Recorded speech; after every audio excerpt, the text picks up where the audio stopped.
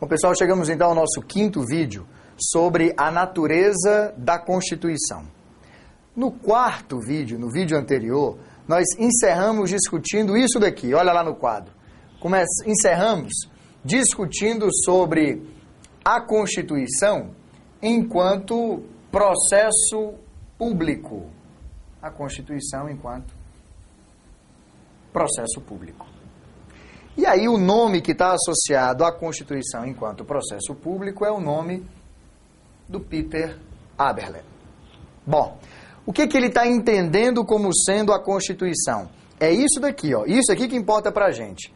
A verdadeira Constituição será o resultado de um processo de interpretação. Está aqui. Isso aqui é a síntese do pensamento do Peter Aberle. A Constituição enquanto síntese, a Constituição enquanto resultado de um processo de interpretação. É porque é simples, gente. Repara, o direito, ele não é a lei. O direito, ele não é apenas o texto formal, o texto escrito. Isso por si só não vale nada. Veja, se isso bastasse, não precisaria haver juízes, por exemplo.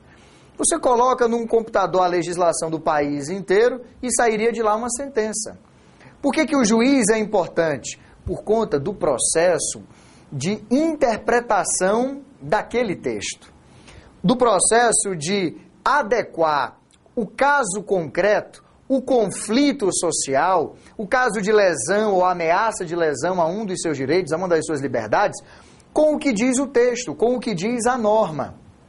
E esse processo de interpretação, ele é contínuo, ele é permanente e ele é historicamente determinado. Veja, eu posso pegar o mesmo texto e interpretar de um jeito hoje, daqui a 100 anos interpretar de um jeito diferente. Imagina esse exemplo. O nosso Código Civil, ele esteve em vigor até 2002, quando foi substituído pelo atual, pelo novo Código Civil. Mas o Código Civil anterior a este que está em vigor, gente, ele foi aprovado em 1916. 1916. Entrou em vigor em 17 e permaneceu até o dia 31 de dezembro de 2002. Então, repara, eu estou falando de 1917 até 2002.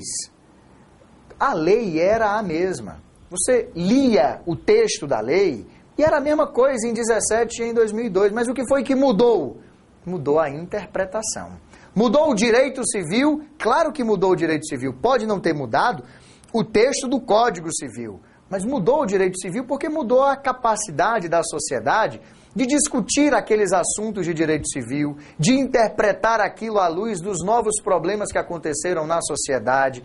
Veja, o texto de 1917 falava do pátrio poder como sendo o poder do pai, o poder do homem, o poder do marido sobre a mulher e os assuntos domésticos. O texto formal, o texto escrito, permaneceu inalterado até 2002. Mas é evidente que a sociedade passou a interpretar o pátrio poder, começou a interpretar os direitos da mulher, começou a interpretar o casamento, começou a interpretar os direitos e obrigações conjugais de uma forma completamente diferente. Esse processo contínuo, esse processo histórico de interpretação da lei é um processo público. É um processo que envolve toda a sociedade, toda a coletividade. Veja, de forma consciente ou não, nós estamos todos os dias interpretando a Constituição. E não são só os juízes, e não são só os advogados, é todo mundo mesmo. Você imagina o que foi esse processo eleitoral, por exemplo. Eu estou gravando esse vídeo no dia 12 de novembro. Ontem, o Tiririca, o candidato mais bem votado das eleições de 2010, se submeteu a um exame, se submeteu a um teste perante o TRE de São Paulo. E no teste o Tiririca foi aprovado. O teste mostrou que o Tiririca sabe sim ler e escrever. O Tiririca agora não só é deputado federal, como também é candidato à Academia Brasileira de Letras, tá certo? Veja, você quer me dizer que a sociedade de conjunto, que todas as pessoas, não só os juízes, mas todas as pessoas em geral, não discutiram a questão do Tiririca? Eu quero que você me aponte uma pessoa que não tenha feito um comentário qualquer sobre o Tiririca. Essa pessoa não existe. Todo mundo comentou o episódio, achando um absurdo ou não, defendendo que o Tiririca tomasse posse do cargo para o qual foi eleito, ou argumentando que ele não deveria tomar posse. Todas as pessoas discutiram fundamentalmente, sabe o quê? A possibilidade de só os alfabetizados serem eleitos. E isso é uma norma constitucional. Esse é um debate histórico. Essa situação do Tiririca, não se engane, vai ser um marco na interpretação do direito eleitoral e do direito constitucional eleitoral para as próximas eleições. Não tenha a menor dúvida de que, a partir desse episódio, a sociedade brasileira passou a discutir não só o voto, mas a capacidade de ser eleito dos analfabetos. Você quer ver outra discussão? A constitucionalidade da lei da ficha limpa. Se a lei podia ou não levar em consideração coisas que o candidato fez no passado, se ela valia ou não para esta eleição, se feria ou não a presunção da inocência, tudo isso foi amplamente discutido na sociedade. Portanto, o processo de interpretação do direito em geral e da Constituição em particular é um processo, olha o quadro, um processo público. E aí, o Peter Abeler, ele entendeu que a verdadeira Constituição, ela era, na verdade, o resultado da interpretação do texto escrito da Constituição. O texto escrito ele é fragmentário. O texto escrito ele é indeterminado. O texto escrito precisa de interpretação. O texto escrito sozinho não faz nada, gente. É assim que começa, inclusive, essa definição aqui. Olha lá.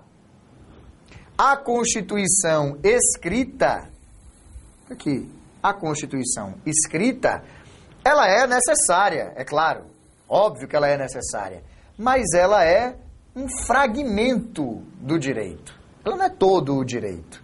Ela tem um caráter que é indeterminado.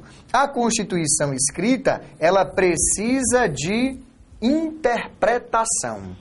Então, a Constituição escrita sozinha, embora muito importante, embora necessária, não é suficiente.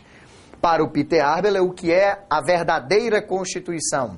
É o processo público de interpretação da Constituição. É isso que faz a verdadeira Constituição. E, portanto, a verdadeira Constituição, ela é o quê? Olha aqui. A verdadeira Constituição, ela é sempre resultado de um processo temporário, de um processo historicamente condicionado. É evidente. Eu posso pegar a mesma Constituição de 88 e hoje, 2010, interpretá-la de uma forma diferente da que eu interpretava em 88. Porque mudou a sociedade brasileira, entende? Ela amadurece institucionalmente, ela avança tecnologicamente, economicamente, politicamente, enfim, são muitos os aspectos de mudança na sociedade que influenciam uma mudança na forma de interpretar a Constituição. Esse processo é, portanto, contínuo.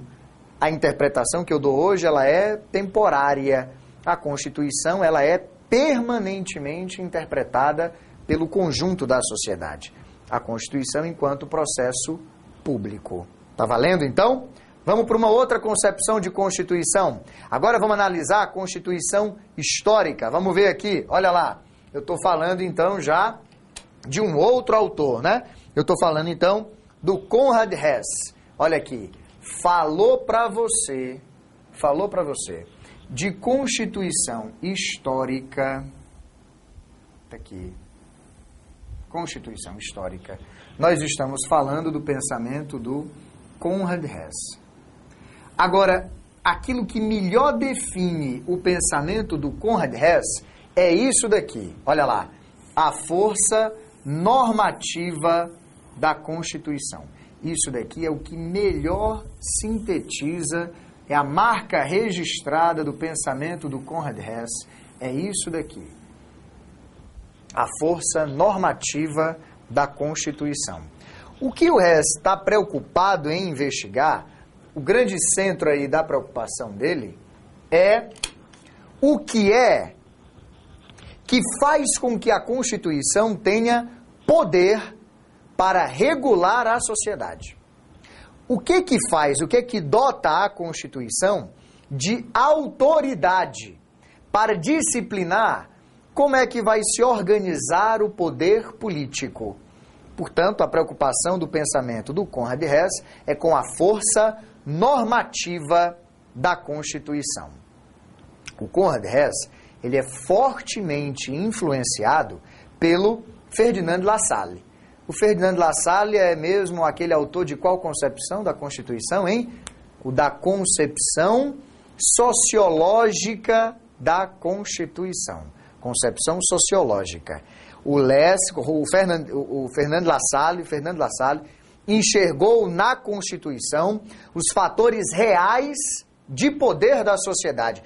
E tudo o que não correspondesse ao que de fato era, constituía apenas uma mera folha de papel. Então, o Conrad Hess é fortemente influenciado por este raciocínio. Mas ele é também fortemente influenciado pelo raciocínio do Hans Kelsen, aquele primeiro autor que nós vimos, aquele que fala da natureza jurídica da Constituição. O que o Conrad Hess vai dizer é o seguinte, olha, a Constituição, ela não pode ser apenas os reais fatores de poder da sociedade. Uma Constituição não é só isso, porque a Constituição também é direito, e o direito é um dever ser. A Constituição tem que tentar disciplinar, tem que estabelecer normas de conduta para a aquisição do poder político, ela tem que tentar disciplinar, tentar regular, dizer como deve ser a vida democrática, a efetivação dos direitos fundamentais, tem que dizer como deve ser o limite à atuação do Estado. A Constituição, para o Conrad Hess, diferente do raciocínio do Lassalle, a Constituição não equivalia a dizer apenas aquilo que, de fato, era. Para o Lassalle, o que é uma Constituição? Para o Ferdinand Lassalle, a Constituição ela é aquilo que existe na realidade, no concreto. Os fatores reais de poder, como é que a sociedade se comporta hoje, como é que a sociedade se comporta de fato em torno da organização do poder político, pois isso é a Constituição. Esse é o pensamento sociológico, esse é o pensamento do Ferdinand Lassalle. O Conrad Hess vai dizer, olha, é importante saber como é que a sociedade de fato se comporta, saber como é que de fato a sociedade se relaciona em torno do poder político, mas a Constituição não pode ser só isso. A Constituição tem que estabelecer também um prognóstico, a Constituição tem que estabelecer também uma norma de conduta, a Constituição ela é também um dever ser. Ela tem também uma natureza jurídica. E nessa hora, o Conrad Hess, para pensar a força normativa da Constituição, associa os pensamentos do Hans Kelsen, da força, da natureza jurídica da Constituição, com o pensamento do Ferdinand Lassalle da Constituição na sua natureza sociológica. E aí, olha só aqui para o quadro. O que é que pensa o Conrad Hess? A Constituição, ela, claro, não pode ser abstrata, ela não pode ser teórica. Claro, ela deve sintetizar as leis culturais, sociais, econômicas, as leis políticas da sociedade. O conteúdo da Constituição deve corresponder à natureza singular do presente, é óbvio. Não pode ocorrer, no entanto, que ela seja apenas a constitucionalização dos interesses momentâneos, a constitucionalização dos interesses mais imediatos, dos interesses particulares. Ela é mais do que isso. Ela deve também estabelecer um dever ser.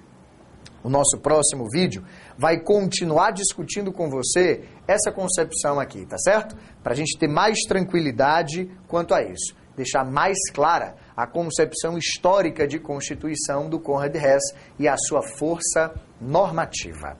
Até lá!